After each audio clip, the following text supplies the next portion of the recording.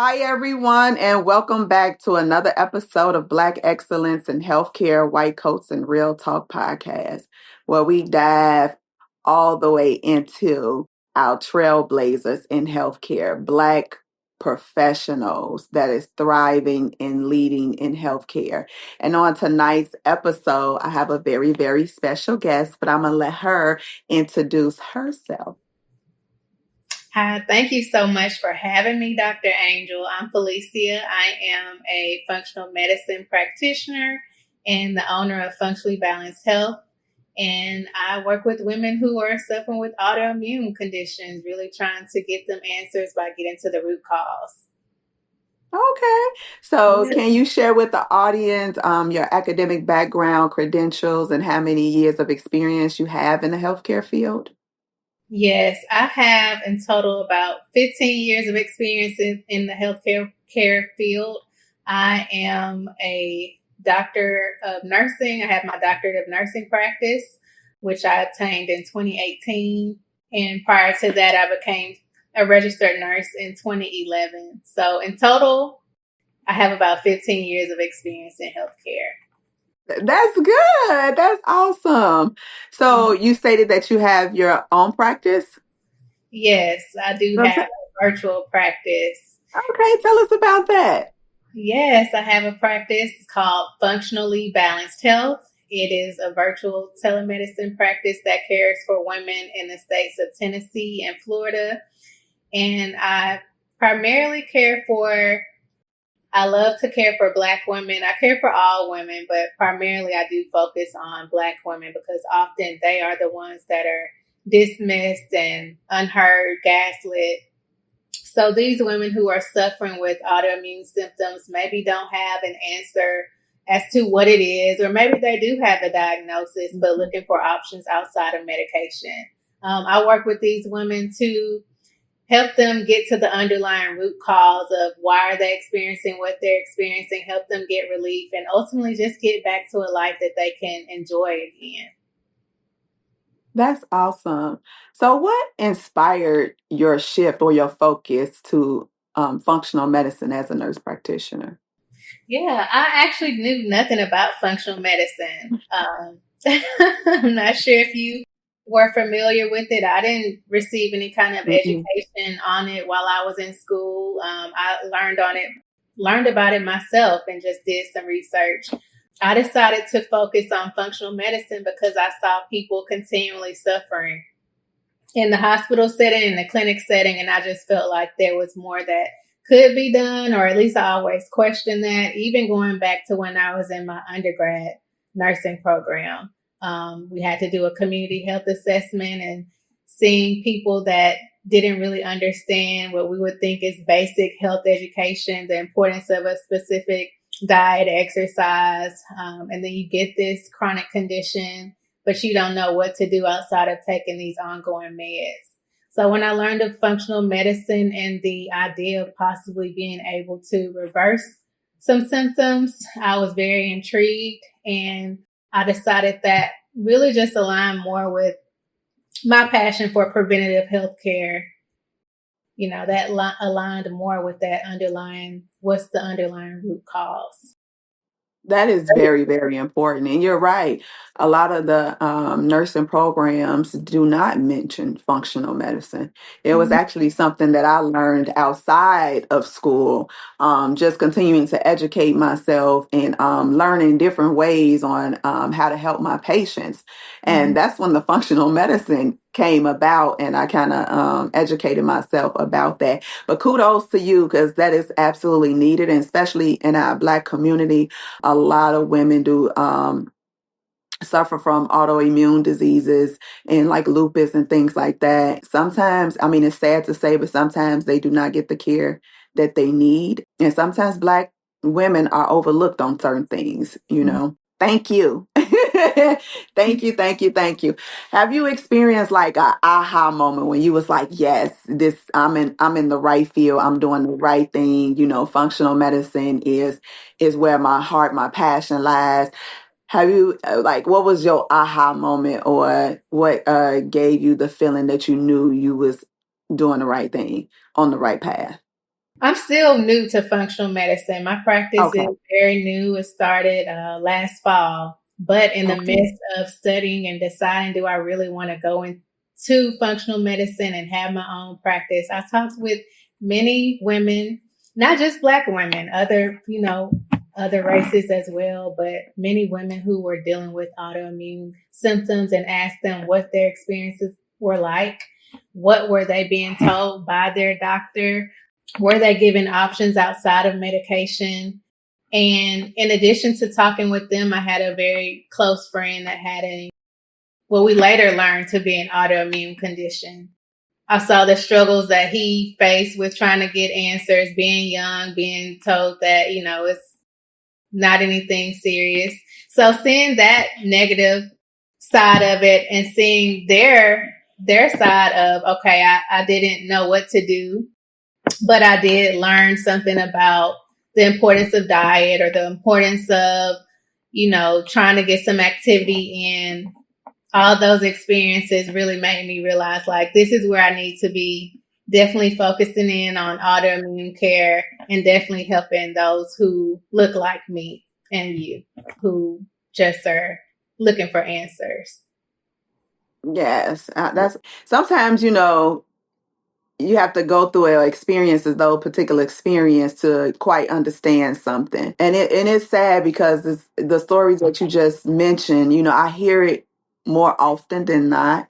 And again, that goes back to, the system's not really providing the care that they need to provide. And that's why a lot of the providers are going into business for themselves these days. I know that was one of the reasons why I did, because it was a certain way I wanted to practice, how I wanted to teach, how I wanted to educate, how I wanted to spend more time with my patients. Mm-hmm. And some companies, it's a limit with a lot of things. And I didn't want to put a limit on the way that I provide quality care. That's really important. And I see that's why a lot of the providers are going, especially Black providers, are going into practice, for themselves. Mm-hmm. So, for those who are very unfamiliar with functional medicine, even though it's a lot of providers that is unfamiliar with functional medicine too, how does functional medicine differ from traditional primary care? The main thing is that we really dig deeper to get to the underlying root cause. We want to be sure that all your systems are functioning optimally and functioning and communicating well together. In traditional medicine, I mean, it goes exactly how I was trained. I was trained to listen to the person's symptoms and then put a label or diagnosis on these symptoms, and then treat them with the, best medication. This is the gold standard. You start with this. Functional medicine doesn't focus so much on putting a diagnosis on these symptoms. It focuses on, why are you having these symptoms to begin with? What are some things that we can do outside of medication? We are impacted by so much, from your environment to your toxins that you come in contact with on a daily basis, the stress that you're under, diet and exercise. I know I talked on that a little bit already. Sleep. So looking at all these factors, your gut health, how are these things really leading to the symptoms that you're experiencing? Because there's a reason why. Your body is telling us something is going on, and let's dig a little bit deeper to see why. So that's what functional medicine really is all about. Okay. So, what are some of the common myths in Yeah, functional medicine? I think a lot of people think it's just, instead of taking medication, you're taking supplements. A lot of people Mm. feel like that's all functional medicine is, or that it's really just very expensive and inaccessible for people who don't have the income. But what I would say is, especially for Black people too, who already may not have access to care, they may feel like functional medicine is great, but it's not something that I'll ever be able to do. But what I would say is definitely not just supplements. Yes, supplements do play a part, but we're not supposed to be on supplements forever. They do supplement your nutrients that you're getting through your diet and things. They may help with healing. something that we see going on. A lot of times there's something going on in the gut, especially with autoimmune conditions, because so much of our immune system is within the gut. So maybe you need some supplements to help heal the gut, or some supplements to help to detoxify. But it's more than just supplements. So that's what I would say, because I do hear that a lot. People just think it's supplements. Okay. Well, thank you for explaining that, because a lot of people do think that it's just supplementation. Just you're just gonna put me on a whole bunch of vitamins, and I know it's more to that. It's more to that, and it's good to have someone who actually breaks that down to the patient and actually explain to them, and not just treating the symptoms and actually getting down to the root cause of why they exhibiting whatever they exhibiting. Yeah. It's So, doing testing too, like more mhm. advanced tests that I'm sorry, No, go ahead. advanced tests that your traditional doctor wouldn't do. So it gives us Hmm. more answers as to why. And so I think that's something that really stands apart, makes functional medicine stand apart too. So it's not just supplements at all. It's definitely digging deeper, getting answers, doing what we can outside of medication to actually promote your healing. Okay. So, what are some of the most common health issues you see among Black women that functional medicine help address? Yeah, I mean, I guess maybe it's because I focus on autoimmune conditions, but I see that so much Hmm. with Black women. Like I said, having these symptoms, going to their doctor, being dismissed or brushed off, or just, told to come back in 6 months. So I would definitely say various autoimmune conditions, and they're becoming more and more prevalent within the Black community. I would also say insulin resistance. So whether it be diabetes or some type of metabolic syndrome or PCOS, I would say I see that a lot too in Black communities, Black women. Just concerns with the hormones, especially as you're getting into that perimenopause, menopause stage. Those are all very common. Okay. So, what is a piece of advice that you would give Black nurse practitioners that want to maybe get into functional medicine or maybe want to integrate that within their already existing practice? So, what's one piece of advice you would give to a provider who wants to get into functional medicine? I would say go for it. If that's something that aligns more with what you want to do, definitely go for it. Don't let the thoughts or opinions of others hold you back.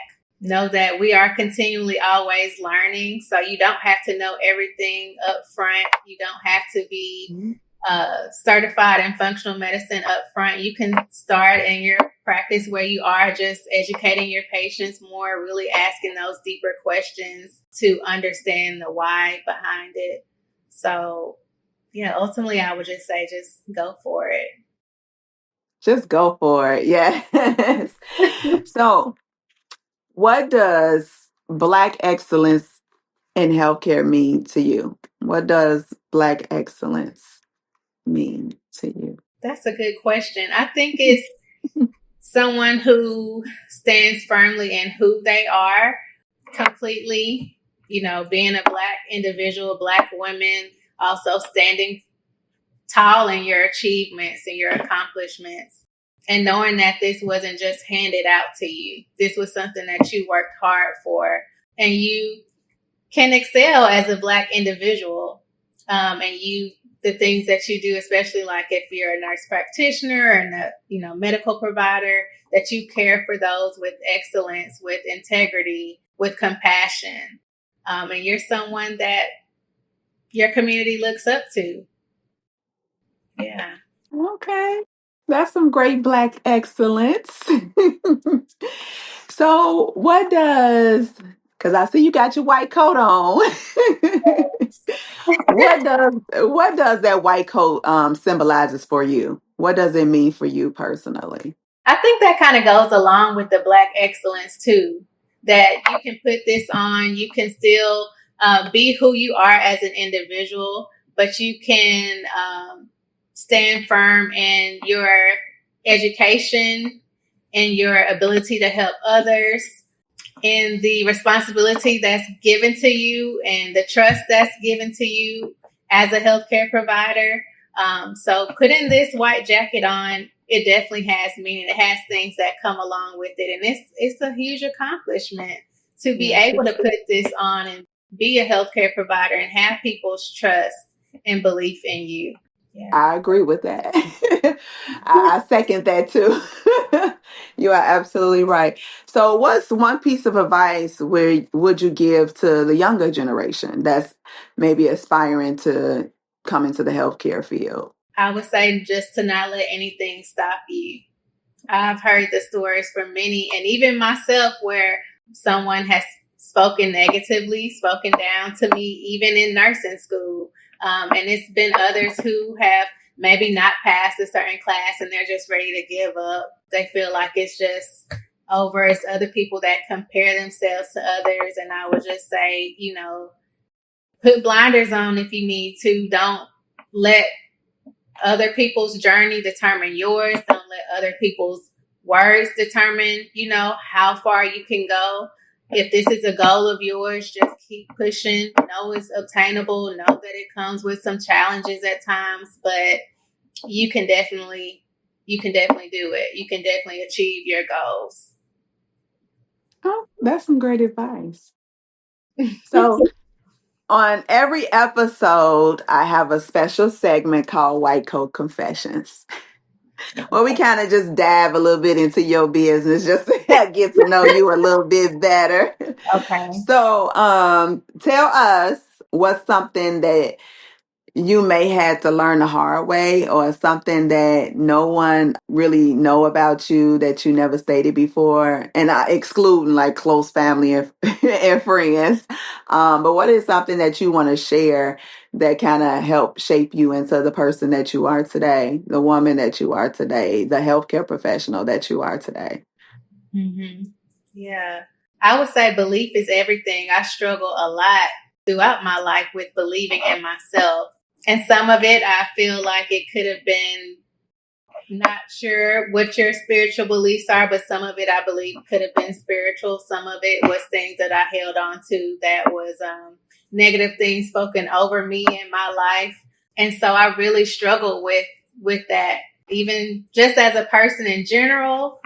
Maybe other things that I wanted to do outside of medicine, outside of nursing, but even especially in nursing too. I may have doubted my ability to. I didn't have a plan to get my doctorate in nursing practice. This is something many people don't know. I didn't have a plan to do that. I didn't really see it. I didn't consider it, honestly. I really thought I was just going to get my master's along with a friend of mine, go to the program together, and we finished. And it didn't work out that way. And I applied to this program just because I didn't know anything much about it. Didn't know that I would really get in, but I got in. And there's so many stories I could share, but that's just one thing where it's like you kind of doubt or question if things will happen for you, and it definitely can. So I don't know if that fully answered, but that was just a portion. Throughout my life, I have struggled with just belief in myself, doubting myself. And time after time, it's been shown that I can trust in God and achieve more than I even, imagine. So, yeah. Okay. So, is that something that you still struggle with, or that's something that you overcame? I wouldn't say that I still struggle with it, but I will say at times, yes, I feel like, at times we all question, like, am I able to do this or not? But I can look back in history and see what I've been able to do. And I can, block out that thought and speak positively. So I'm able to overcome those thoughts much better than I had been in the past. Yeah, for sure. I just want to double back a little bit because you said that you had no intentions on getting your doctorate. So, what was the moment that made you say, okay, I'm going to do this, I want this, or I need this, or like what led you to actually do it if it never was an intention of yours? Yeah, my intention really was just I always wanted to be a nurse practitioner. Okay. Going back to even the health assessment class that I mentioned, I saw the need for just more education, access to care, especially for the Black community. And I wanted to be that person who could do that as a nurse practitioner. My whole goal was to do that. And in doing that, I had a friend who wanted to do the same thing. So it was like, okay, we'll go to school together. She got in and I didn't get in. And at the time, I had recently moved to a new city. There was a school there and they had a DNP program. And it was like, okay, I don't really know much about the program. People say it's, a good program. People say it can be challenging to get into, but I'll just apply. And it was like, okay, what if I really got my doctorate? That was the first time I thought, okay, what if I really get my doctorate? It wasn't like a goal of mine. It was something that I just really hadn't considered fully. I think probably if I got into that master's program at a later date, I probably would have been thinking about the doctorate. But I didn't have in my mind, like, I'm going to go after this terminal nursing degree. And so I guess the realization of that didn't come into play until after I got into the program. Like, yeah, I got into this program, something I didn't even imagine, but look at what doors and opportunities open. So, do you feel like getting your DNP has made you a better nurse practitioner, a better leader, a better provider? I think it has. I think it has helped me. My program was really big on like knowing how to do research, knowing the whole evidence-based practice. I think that's been something that I even carry with me into this holistic space, this functional medicine space. I'm able to do some research and explain to people so they don't just take what I'm taking at face value. And it can build their trust and belief in me. Again, mindset is everything. They may believe in their own healing. So yes, and then also it just makes you stand more in that Black excellence. It really does, yeah. Yes, it does. Yes, it does. So, what's next for you? What's any upcoming project goals or ventures you may have? Anything you're excited about that's coming up for you? Well, no specific projects right now. I think my Okay. main focus is continuing to build awareness of my practice and just helping more women with really getting answers and getting that, improving their overall quality of life so that they can enjoy life to the fullest again. So that's my main focus right now. Okay. So how can let the audience know how can they contact you? How can they follow you, get in touch with you, your social media handles? You can definitely connect with me on social media, on Facebook or on Instagram. Both handles are the same. It's at Functionally Balanced Health. You can connect with me via my website, which is www.functionallybalancedhealth. And on the website, there's a form you can reach out to connect with me, or you can join my newsletter on the website as well. So those would be the best ways to contact me and connect with me. Okay, so is it anything that you want to say before we wrap up? Is there anything you want to say to the audience? The audience, is it mostly people in the healthcare profession that are interested in learning more? Oh yeah. I don't know if that was the main audience, but what I would say is It's pretty a mixture. It's a mixture. okay. Yes. I guess the main thing that's coming back to me as I'm just thinking about our conversation is just going after, whatever it is that you feel that you want to do. You have this desire placed on your heart. You can achieve it. You can walk in Black excellence as well. Nothing is too far for you to grasp in your hand. So that's what I would leave your audience with. Thank you. Thank you. And thank you so much for coming on White Coats and Real Talk podcast. So for the audience, I hope that you found tonight's episode very inspiring. I hope you gained some insight and some knowledge about functional medicine. And if you have not subscribed to our YouTube channel yet, please subscribe so you can be in the know. Yes, it's for Black healthcare professionals, but really it can be for everybody, because trust me, you will gain some type of knowledge, some inspiration, just hearing and seeing these phenomenal conversations that we having with Black healthcare professionals, true trailblazers in the healthcare field. Of course, you can follow me on all social media platforms. Make sure that you're following us on Instagram at whitecoats_real talk podcast. And thank you for tuning in to tonight's episode. Until the next episode, stay great and stay blessed.